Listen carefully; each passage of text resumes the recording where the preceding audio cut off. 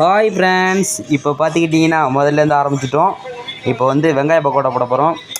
இது பார்த்துக்கிட்டிங்கன்னா வெங்காயம், இஞ்சி, பூண்டு, மல்லித்தழை, கருவேப்பிலை, அப்புறம் கட்டிங் பண்ண போகிறோம். இங்கே வெள்ளை மாவு இருக்குது. அப்படியே பாருங்கள், உள்ள வீடியோ ஓடிட்டுருக்கு. தலைவன் வீடியோ சுத்தோட வீடியோ ஓடிட்டுருக்கு. நாங்கள் கட் பண்ண போகிறோம்.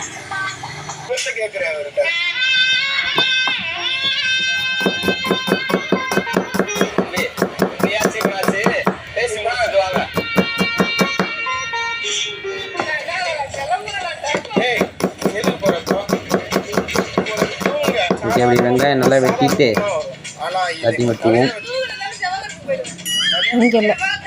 ஓகே, வெங்காயத்தை வெட்டியாச்சு. வெட்டி உப்பு சேர்த்தாச்சு. வெங்காயத்தை லைட்டாக உப்பு போட்டு பிசைஞ்சிக்கணும். அடுத்தது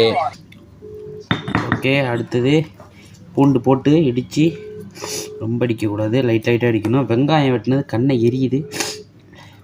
ஓகே ஃப்ரெண்ட்ஸ், வெங்காயம் போண்டாவுக்கு இவ்வளோ தான் இடிக்கணும். ரொம்ப அடிக்கக்கூடாது. ரொம்ப அடித்தோம்னா டேஸ்ட் இருக்காது, கரைஞ்சிரும்.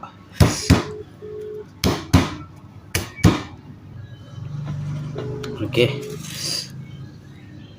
அப்படி என்ன பண்ணோம், அதுலேயே இப்படி தூவி விட்டுறணும். ஓகே, அப்படிங்கிறது மட்டும் தான் கவர் பண்ணணும். ஃபுல்லாகலாம் கவர் பண்ணாது. இப்படி அவ்வளோதான்.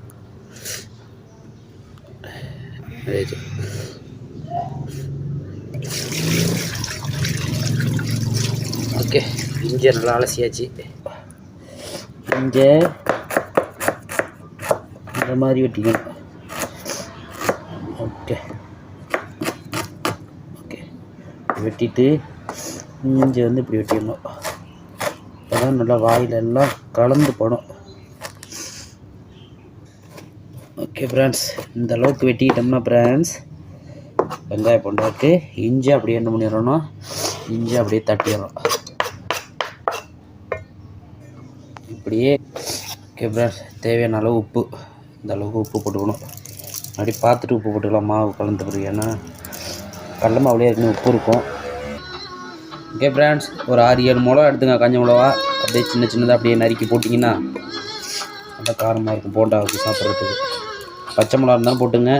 நாங்கள் பட்டை மிளகா தான் போடுவோம். ஏன்னா சத்தி மச்சான் வந்து கொஞ்சம் உரப்பாக சாப்பிடுவாப்புல. ஆனால் என்ன ஒரு கொடுமைன்னா, இந்த வீடியோ மச்சான் பார்த்தாருன்னா எங்கடா கார போண்டா எனக்குன்னு கேட்பாங்க. கார போண்டா முடிஞ்சுன்னா கொஞ்சம் கொடுப்போம். ஓகே, பார்த்துங்க, இப்படி தான் இருக்கணும். அடுத்து ஆரம்பிக்கணும். ஓகே, கொஞ்சம் லைட்டாக மஞ்சள் போட்டுக்கலாம். ரொம்ப அதுக்கும் போட்டுறாங்க, ரொம்ப பிடிக்கும், நல்லா இருக்காது. நீங்கள் யாரும் எங்களை பார்த்தாலும் பண்ணாதீங்க. ஆனால் டக்குன்னு நல்லாலாம் போயிட்டேன். நான்